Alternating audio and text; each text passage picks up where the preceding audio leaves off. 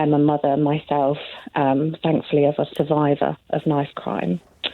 My son was stabbed in the head by a group, a gang, in a random but premeditated attack.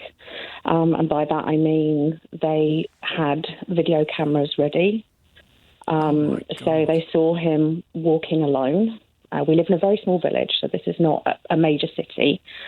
It was in the middle of the day as well, and they saw him walking alone across a field, and they all turned on their telephones to video it on social media, live on social media. They live streamed it? Yes. This group charged my son. He was alone, defenceless. They charged him. There was a group of about 9 of them. And as soon as he saw them coming, he just froze. They were all hooded, had masks on, and he just fell to the ground in fear. Makes me really emotional talking Sandy, about it. I can't imagine. How old is your son at this point? He was just a teenager. He was 15.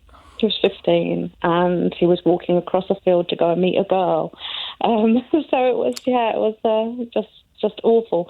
So this group charged him. On the video, you see him fall to the floor, just in fear, pure fear.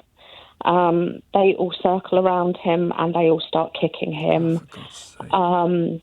And then this small boy, you just see him on the corner of the screen run in, and something happens. You can't see it very clearly on the video.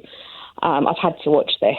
The police showed it to me, and it was just the most horrific thing I've ever seen in my life.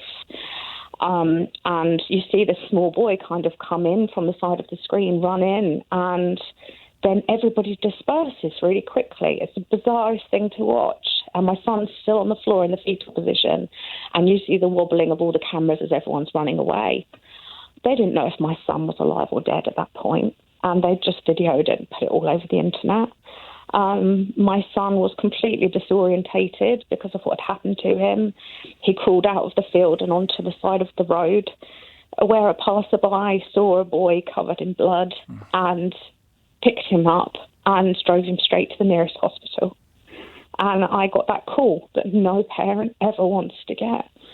And, oh God, I can't tell you what it was like going to the hospital, wondering whether it was fatal, wondering whether something really awful had happened to him, and just seeing him there so vulnerable, with clothes still covered in blood. And, he was one of the lucky ones. And in the months after the attack, he tried to take his own life because he was so traumatised by what happened. He said, "Why me, Mum? If I didn't do anything to bring it on.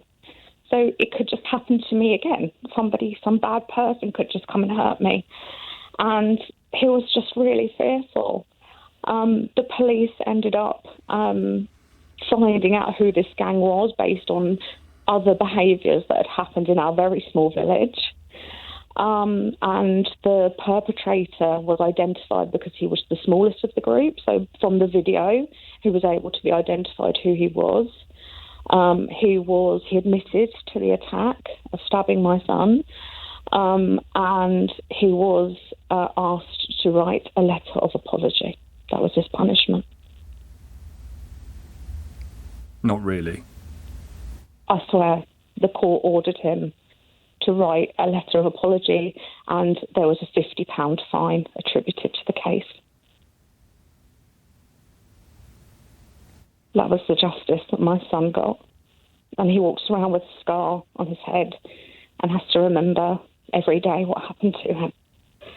And I'm really sympathetic to Idris Elba's view. I really am sympathetic to it. But my son, having been the victim of that awful attack, said to me, "Mum, I would never, ever carry a knife because I'd never be willing to use it."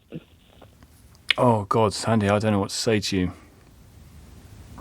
So I understand, I really hear what Idris is saying. We have really systemic issues, and I'm sure in inner cities it's very, very different to our very small and leafy village.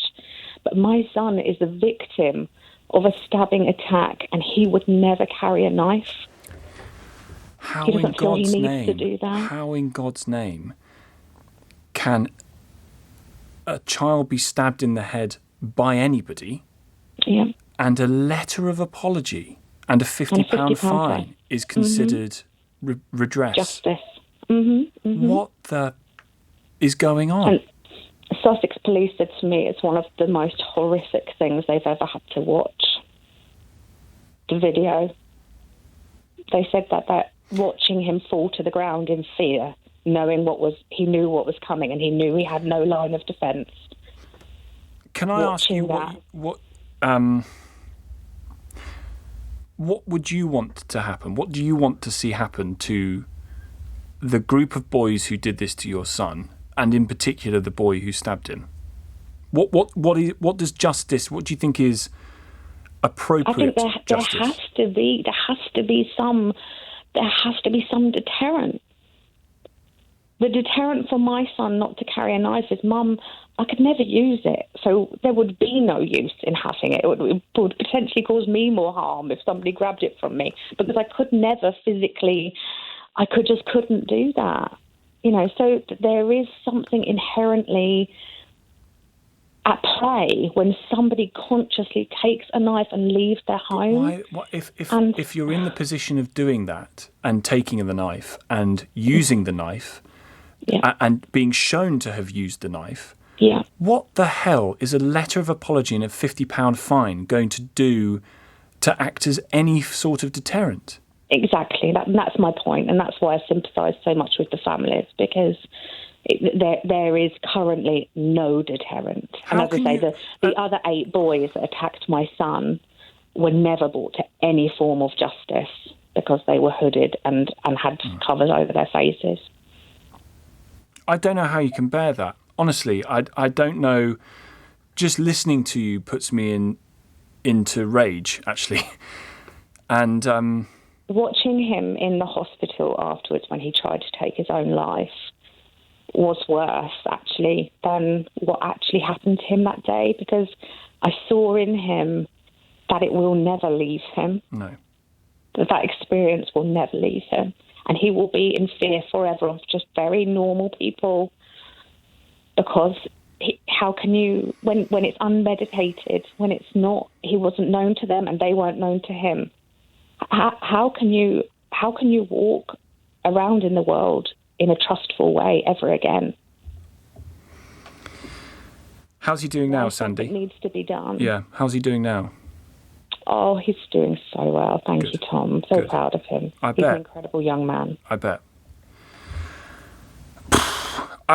Sandy, thank you so much for ringing. I honestly, something is going very, very badly wrong.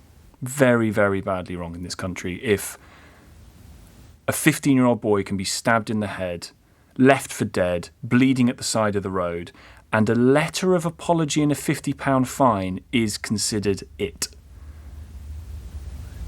That, honestly, that is one of the most astonishing calls I've ever taken, and frankly has left me utterly speechless. I can't believe it. I cannot believe that.